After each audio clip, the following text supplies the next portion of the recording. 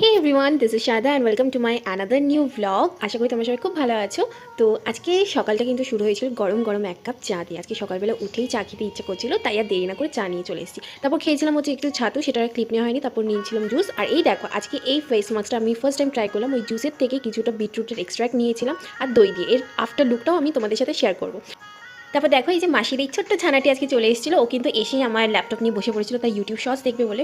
তারপর এই দেখো, এটা হচ্ছে মাস্কের আফটার লুক। এতটা সুদিং আর সফট লাগছিল না স্কিনটা, আমার তো ভীষণ ভালো লেগেছে এই মাস্কটা। তোমরাও ট্রাই করে দেখতে পারো।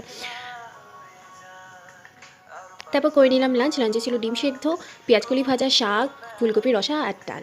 তারপর একটুখানি কাজ বাকি ছিল, কাজ করতে করতে খেয়ে নিলাম একটুখানি লাস্সি। তারপর বেরিয়ে পড়লাম পড়ানোর উদ্দেশ্যে। মাসি আজকে দিয়েছিল কমলা লেবু আর চিনেবাদাম মশলা টাইপ, যেটা খেতে খুব ভালো ছিল।